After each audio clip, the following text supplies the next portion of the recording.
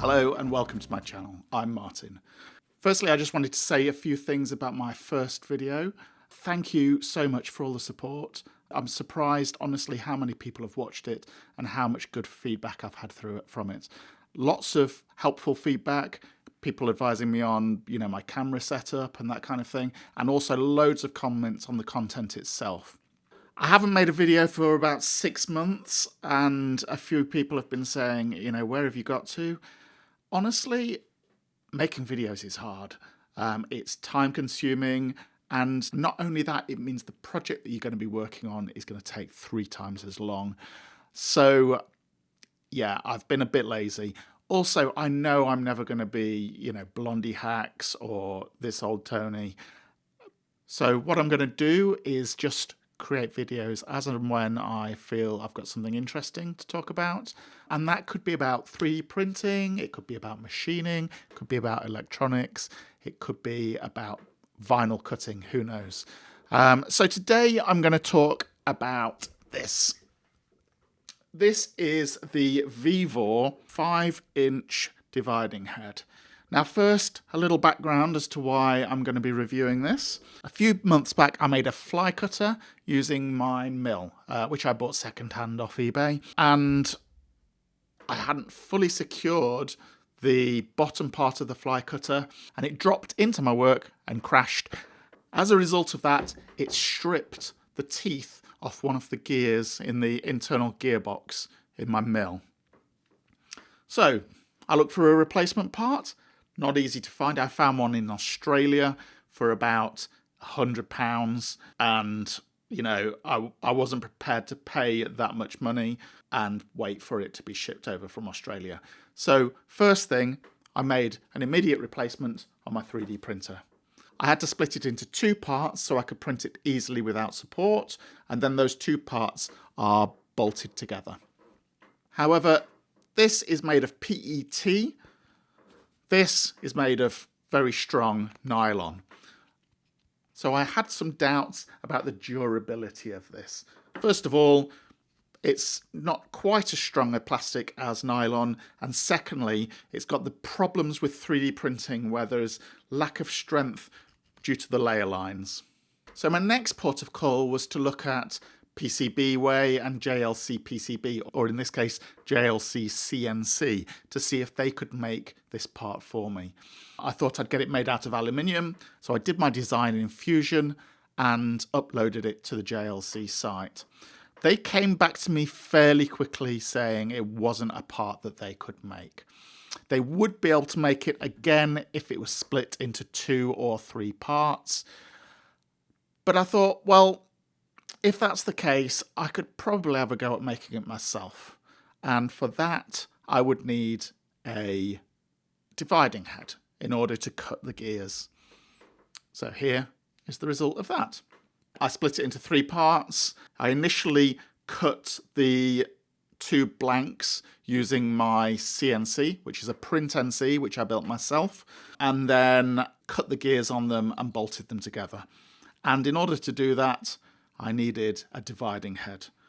I've seen quite a lot of YouTubers review this particular dividing head, but in many cases they have been sent one free by VEVOR. So what I thought I would do is give you a completely unbiased, bought it myself, no conflict of interest review here.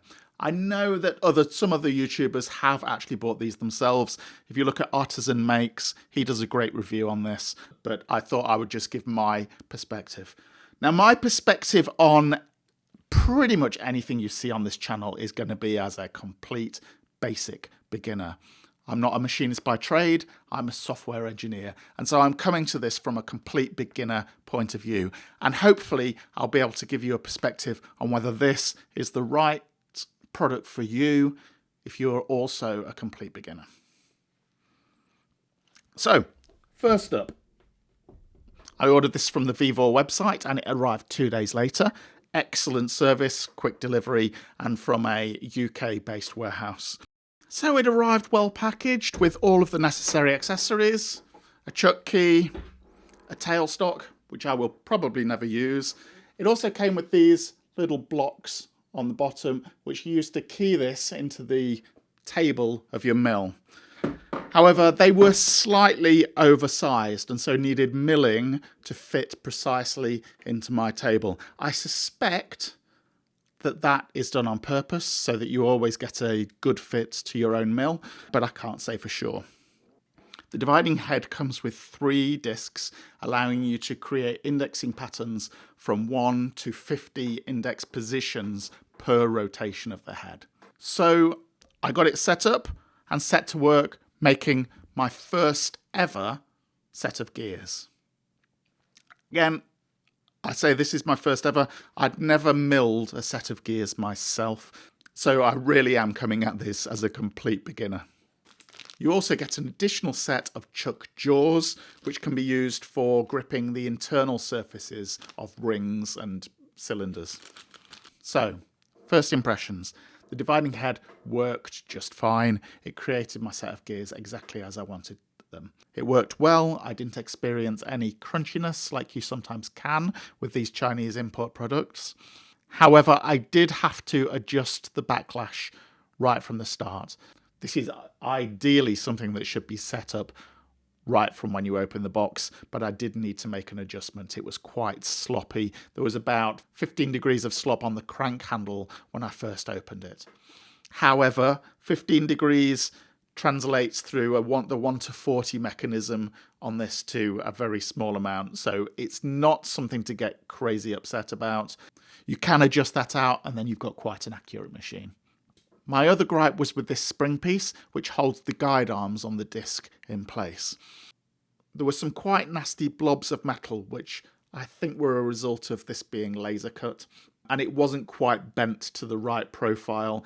It meant that sometimes, as you were turning the guides, they would slip, and that's the last thing you want to happen when you're machining. It's a recoverable situation. I simply had to do some grinding, sanding, and rebending this into a better shape to get this working. But again, it's fixable, and once I'd done that, I had a great working piece of kit. To make my gears, I first turned myself a mandrel on my lathe. This is made out of aluminium as well. I put a thread in the end and a keyway on the side, and I used that to mount each of the gear pieces, secured by a nut and a washer on the end. The keyway prevented this from turning whilst it was being machined. I won't go into the full details of exactly how to mill gears using one of these, but there's plenty of tutorials by creators far better than myself available on YouTube. So what's my conclusion on this? For a beginner, it's a great piece of kit at a great price. You would normally pay £500 or £600 for one of these, made by a reputable firm. This was £200, and despite a few niggles, there was nothing I couldn't actually fix myself and make this a great workhorse for my workshop. Thank you everyone for watching. Please do leave your feedback in the comments below. I've loved reading everyone's feedback on the previous video, especially how I can improve my channel and the kind of content people want to see. People have expressed interest in the electronic lead screw that I've been making, so I will be putting together something on that.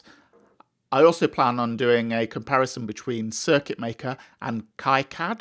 I'm not quite sure how you pronounce that, but that is something that people have been asking for. Again, if anyone has anything that they'd like me to cover in particular, please just drop a comment and I'll see what I can do. Thanks for watching.